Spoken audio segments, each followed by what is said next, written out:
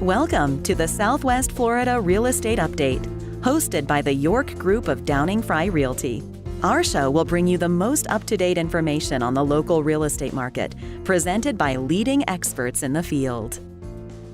Good afternoon and welcome to the Southwest Florida Real Estate Update. I'm Michael York with the York Group of Downing Fry, and today I'm joined again by John Cochrane, owner of the John Cochrane Golf Schools. John, thanks again for coming on with us today. I appreciate you coming back. Appreciate it. Good. Well, what I thought we'd do today, obviously we did part one last time of this, and for anyone else that didn't see part one of that, let's just tell our viewers a little bit about yourself again and where you hail from, how you got involved in golf, and how you made your way to Southwest Florida. Well, I mean, my dad was a great player, right? And so I started playing golf at the age of 3, which is a little bit beneficial because you get to go from now until my age, and the stuff that you learn over that period of time is quite a lot, and he was a great player. So I've built my golf schools, I played on tour from 89 to 95, took position of director of golf up in Toronto for about 11 years, and during that period of time developed my teaching programs. They had extensive programs up at Family Golf, and then started to build my schools down here. So I actually have 4 locations, one in Toronto at Glen Abbey, 2 in Tampa at River Hills Golf and Country Club, and Bloomingdale's Golf and Country Club, and also down here in Naples, Florida at Old Cypress, which is a phenomenal track as well. And for people that don't know, Glen Abbey has hosted the Canadian Open. Glen Abbey a lot of times, right. They had a famous shot there once upon a time, didn't they? That's the famous shot of Tiger Woods where on number 18 he hit it, and it cut it right to the pin. Right out of the bunker. Right out of the bunker on 18. So we've all had a chance to play that shot, and I think it was almost as close as him, but pretty close. You found the water, huh? Anyways, getting back to our show, last time on part 1, again, going over the fundamentals, just to rehash that, we had gone over sort of alignment, posture, grip, some of those things. So let's go back through those real quick before we get started on part 2. If you just show us a little bit about the grip, and then moving into the posture. Okay, perfect. So in the first segment, we talked about grip, stance, posture, alignment. And these are things that you can do at home, and make sure that you do your stuff in front of the mirror. There's basically 4 things you have to do. Number 1 is understand it. Number 2 is create an action, right? Physical action to it. And number 3 is you have to do it in front of the mirror, because the visual feedback from the mirror is the most important, especially when you're doing posture. Because when we wake up every day and get up out of bed, our body is different. So sometimes we'll feel a bit sluggish and we'll be hunched over. So to go through that procedure each time, that's part of the maintenance tool. So let's just talk. Not everything we feel is real. Not everything you feel is real. So that's why the visual feedback from either a video camera or video like your phone now, or doing it in front of the mirror to get that feedback is what's going to make sure that you maintain your golf swing, because it's 5 minutes maintenance. That's all it is. And these are the most important things that you can do. Grip, stance, posture, alignment, crucial before you even start. Right. Okay. So we talked about the grip, and this is called an intergrip. It's going to go diagonally across your fingers, right? And if the viewers can grab a golf club and just follow along with me, underneath this pad of the hand, you're going to rotate your hand up on top. So when you look down, you want to be able to see 2 knuckles clearly in your left hand. And what you can do on your glove is you can get a marker if you want and put 2 dots, so when you look down, you can see that. This V between your thumb and your forefinger, there's no gap between that V, and the V will point up to the right side of your face. The last 3 fingers are your pressure points. These are your pressure points on your left hand. The right hand, I like to use the overlap grip. Will overlap. It goes into the base of the 2 fingers. Rotate the hand up on top. So this little groove right here in your hand is going to come up and hide your thumb. So what you notice is now is not only do you have 2 knuckles in your left hand, but the V of your left hand and the V of your right hand are now equal to each other. That's called a neutral grip. You'll see a lot of players out there with too weak a grip and the right hand under, and it's going to fight each other, and it's going to cause a lot of face angles and a lot of weak golf shots. So that's the grip from there. And that allows the grip controls the club face throughout the golf swing. The grip controls the club face. Allows you to hinge your wrists and rotate your wrists side to side. And if your hands, because when your hands hang naturally, they always hang inward, and that's where your natural grip will be. Right, yeah, a lot of people don't realize that the grip controls the club face so much, and a lot of your misses and things of that nature are grip, stance, and alignment. 100%. So when people cut a golf ball, a lot of times when you look at them when they come, their grip is wrong, right? So when their grip is wrong and the hand is way underneath, if you look at the grip where this is and then go down to the toe of the golf club, if I let my hand relax from that grip, you can see the face will open up right away. So they have no chance to rotate their hands, and right from that position, the ball's going to fade because how they've gripped the golf club. Okay, Right. so the grip is crucial for every person, and for a person who maybe older who can't rotate their forearms, go to a 3-knuckle grip. You can take your hands and rotate it a little bit over, and it More like you a know, Zach Johnson. more Paul like a Zach Azinger. Johnson, and that'll help you. That'll help the face actually close better if you have a stronger grip. Right. And it's something, and I always say to people when they practice, it's experimental. Part of practice is developing your skills, but it's also experiment. So what works for you may not work for somebody else, and that's what when I'm at the school, I have to make those necessary adjustments depending on person's mobility, their forearm rotation, those different things. Absolutely, digging it out of the ground. Yeah. Yep. So, and the important part now when you grip it, when you're going to grip the golf club, you have to make sure that your elbows point to your hips, right? And I see a lot of people with their elbows out this way, elbows point to their hips, and their hands will rotate to the inside. So then when you grip it, now your left arm for a right-handed golfer is straight, and your right arm is underneath, and from a side view, you can really see that there's a full left arm, and you can actually see a gap in there, and that's crucial. That allows the arms then to work more from the inside. A lot of people are like this way, where it's way on top and then underneath. Absolutely. Okay? Yep. And we'll do just a little quick thing on posture. Yep. So posture, just remember for everybody who's out there, very simple, takes 30 seconds, right? Arms up, let them drop. Above your head is 12 o'clock. You're going to bow from the hips to 2, 1, 2. Let your arms hang straight down from your shoulders. Stance will be shoulder width apart. And then give me a little flex your knees. And just measure your knees, from your knees to your balls, your feet. That's your stance, and now you're in perfect posture. Because we're going to talk about these 3 points of posture today. And from there, when you grip it, now you can see my right arm is underneath my left. And now my butt end will point towards my left hip. And those are all your little checkpoints that you do. And if you do that, you'll maintain it. Just like the grip, the posture can really dictate on whether you're too far out, too far Right. behind, coming over, coming Right. from inside. It has a lot to do with it, correct? Especially it's not just the seniors, but we'll use those as an example. The tendency is when they bow from the center. Yep. So what that does to your rotation, that's why their arms will lift. So the more they're bowed inward, you actually turn. If you look from the front view, when I create that internal rotation of my shoulders, it actually shuts my shoulders off. When my back is flat, you can see I get a full rotation. Yep. So that hump in that back is going to restrict how their arms move, where their arms go to, and then it's going to cause a lot of deviations in their golf swing as well. Absolutely. Well, John, thank you for recapping for us. We will be right back after this short commercial break. Thinking of buying a home located in a golf course community in the Naples, Marco, Bonita, or Estero, Florida? Here is what Mark Lai, former PGA winner, says about Realtor Michael York of the York Real Estate Group of Downing Fry Realty. Hi, I'm Mark Lai. If you have any real estate needs in Naples, Florida, the one company to contact is the York Real Estate Group. Also, if you want a golf course property to invest in, Michael York of the York Real Estate Group is the guy to contact. Michael knows every golf course in Naples. I will tell you this, he's been in the golf business for a long time. He's played all the great golf courses down here, and he is an outstanding realtor. I've known him for quite some time, and he's he's got a lot of integrity, and he very much knows his stuff on all the different clubs here in Naples. So the York Real Estate Group is a great place to start. So if you have any time or anybody that wants to visit down here in Naples and look at the options out there, please contact the York Real Estate Group.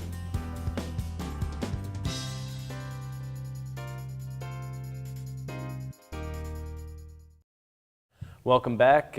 John, thank you for going over last week's tips. Now we're going to get into something that is, sort of counterintuitive. And Right. in my mind, when we first started working together, a lot of the people would, stance, posture, grip, and all of that, and then they would immediately go towards the backswing. But we're actually going to go towards the follow-through. Tell us why you do that.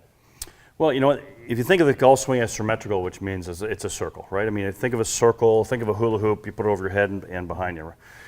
If you work on the front part of the golf swing where you have proper rotation with proper extension with proper finish, that means the backswing has to comply. So if my backswing, for instance, moves out, but my front side of my swing is going into the proper finish, without me even addressing the backswing, it has to start to change without it being addressed. It'll start to work its way in. And what was really interesting is, I just had a big corporate outing, and I had all the guys starting off for the fourth morning session on the front side. It was amazing to see how the backswing changed because they were in balance on the front side. And I've walked the tee line enough that 99% of the people down here don't finish properly and they don't balance properly.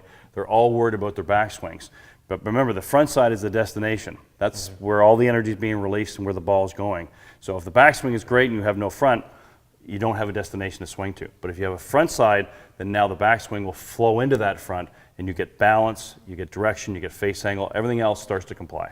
Absolutely. Yeah. Now let's get into it. What are we going to talk about on the sort of on the follow through? On the fall through, so let's do this first. Let's the lower body through the feet, knees, and hips are really the crucial part to this because it has to balance out. Everybody's using their torso too much, so we're going to put the club across your hips, like so, and lock your thumbs into your side. So just put your thumbs right in your side, and then just go ahead and bow in your posture like we did last week. Good. And what I want you to do is just turn your hips right towards the target and allow your back foot to come out right up on the toe. So the goal here is in the finish position is 90% of your weight's on your front foot, your stomach, chest are pointing towards the target, and your knees are together on your toe. Now a test for this would be is if your stance is too wide, your knees won't be able to touch, right? They won't be able to touch. So a good base for people's rotation and flexibility is if you can get your knees together in balance on the finish, so in other words, if I turned and my knees are together touching, I'm in balance. If my feet were too wide, which most people are, I can't get them together, right? So, exactly, and what will happen is the torso will take over. So let's do that again, and let's rotate. So the goal here, guys, is to work on your lower body through your feet, knees, and hips. So now what you notice is Mike's knees are together, he's in a good balance, and he's also in a slight little tilt. So what's the significance of that tilt? The significance of the tilt is that that's where he started. So let's go back to your posture. So let's bound your posture. This angle here is the angle which he started at, and that angle is the angle he has to finish in. So if he's using his lower body properly, he'll finish into that angle. The significance is that keeps the differential between the club, his arms, to the ground equal. Any deviation, when a lot of people will finish high and up and over, that means they're going to come over it, they're going to top the ball, lots of things can happen. So the lower body rotation drill is a crucial drill, and it's very simple to do at home, in front of the mirror. Keep your eyes in front of the mirror, turn towards the target, and you can see my lower body's going first, my shoulders were going second, and my head is still looking in the mirror, watching that bounce. So my shoulder, hip, and knee are in one straight line. And if you've done it right, you can take your foot off the ground. Now the viewers out there, who are more than the seniors, and we did 150 seniors a day, every day for 9 weeks, we're all in balanced finished position at the end, and they didn't think they could do that, right? So take your time with it. You can even put your hands up on the wall and just get your body to rotate just a little bit, and just each day, work it a little bit more, work it a little bit more, not till it hurts, but till it goes all the way up, and then all of a sudden you'll see that your rotation come. And everybody can do it, unless they have some hip restrictions or some other things there. Sounds like what you're saying. There's a lot of people try to use the big muscles in the shoulders and the arms up here. Instead, they're actually working in reverse order. It should be from your sort of feet, legs, and those are the big muscles versus using the upper body. Right. But because they haven't done that for a while, or it hasn't been addressed, the torso has to take over. And then they hit a lot of steep shots, and the ball doesn't go very far because it's more of a punch shot. Yep. So that would be the first thing I'd be doing, right? Okay. The second thing is, let's go in your setup position. Yep. Good, and go ahead and grip your golf club. Now we're going to work on extension. So just remember, for the viewers, when you have your setup here, here's your shoulders. You have 2 shoulders, you have 2 elbows, 2 hands. There's a little V that you create, right? And you can do it with a club or without a club. I'm just going to grab Mike here, and we're just going to go to extension now, knees together point. So this is called the knees together point drill. So now your knees together, you're in your tilt, and you can see your arms are fully rotated. And you want to make sure that the toe of the golf club points straight up. So now we have lower body rotation with extension. From there, the major component here is the hinge of the wrist.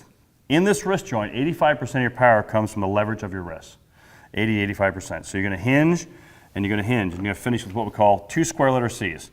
1, 2, club over your shoulder, and ear height, exactly the same distance apart as your word address. So this is what's really cool about this. If I turn Mike back towards me, and I put the club back down, where am I? Right back to where I started. So from the setup position through to extension, knees together point, and you practice in front of the mirror, and then you go hinge and finish. You do one of those drills when you're on the range, and then you step up and you do your best to train into that position, to that finish position. Well, John, thank you very much. I You're appreciate welcome. that. I actually feel, what you're talking about. That's an easy drill, and like you said, it kind of takes a lot of the guesswork out of the game, and it takes a lot of the wrong big muscles out of the game. For sure, because people always finish high. They always finish high and up over, right? Yep. And that's because, again, their lower body doesn't work. So if you work on those 3 segments, lower body rotation, extension, and hinging, because the hinge is what releases it out. That'll And make when the they ball. stab at it and come over the top, they're actually creating that backspin on it, which helps balloon the ball up in the air, and that's why it just drops down and doesn't go anywhere. A lot of back problems, a lot of elbow problems from that causing that. Yep. Well, John, thank you. When we come back, John's going to give you some tips on how to improve your scores during club championship season. So stay tuned. Thinking of buying a home located in a golf course community in the Naples, Marco, Bonita, or Estero, Florida? Here is what Mark Lai, former PGA winner, says about Realtor Michael York of the York Real Estate Group of Downing Fry Realty. Hi, I'm Mark Lai. If you have any real estate needs in Naples, Florida, the one company to contact is the York Real Estate Group. Also, if you want a golf course property to invest in, Michael York of the York Real Estate Group is the guy to contact. Michael knows every golf course in Naples. I will tell you this, he's been in the golf business for a long time. He's played all the great golf courses down here, and he is an outstanding realtor. I've known him for quite some time, and he's he's got a lot of integrity, and he very much knows his stuff on all the different clubs here in Naples. So the York Real Estate Group is a great place to start. So if you have any time or anybody that wants to visit down here in Naples and look at the options out there, please contact the York Real Estate Group.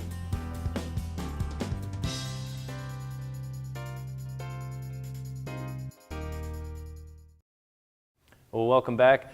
John, as we promised the viewers, it's club championship season down here for us. Everybody gets nervous, everybody blows up typically, and somebody has the best worst score at the end that wins the club championship.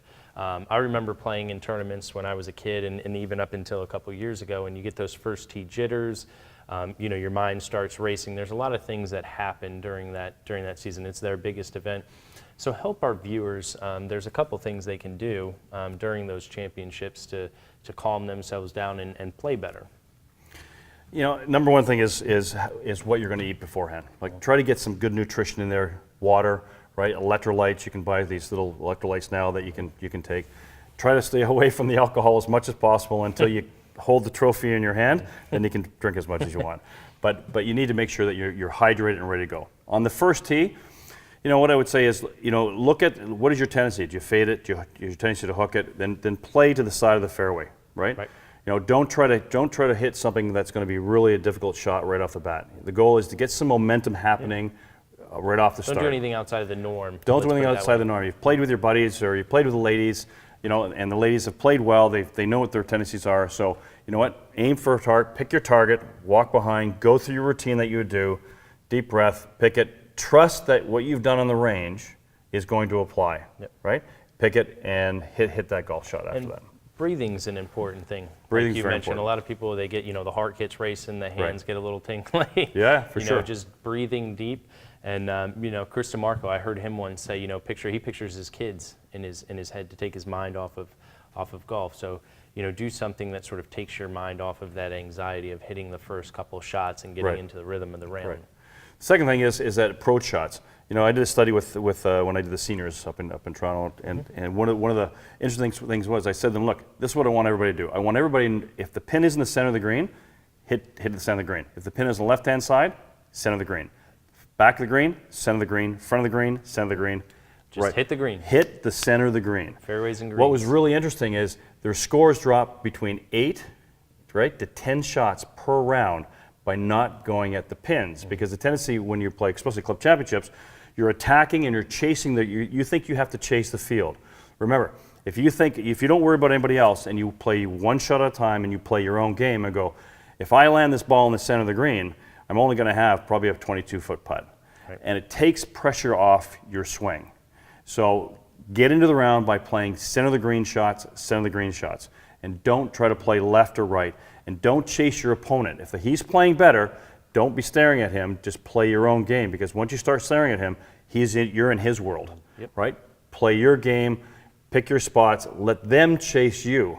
That's the goal, right? Absolutely. When you're out there. Yeah, birdies don't win the club championship. Birdies It's don't all win. the There's a lot of time bogeys. pars and bogeys win club championships, That's right. Because It's unless you're eliminating playing the mistakes, in other words, when you're going for the birdie, right, that you make the double or triple, and right, now you're taking yourself sort of out of the equation a little bit. And including on putting. I mean, you got an opportunity to make a birdie. You know what?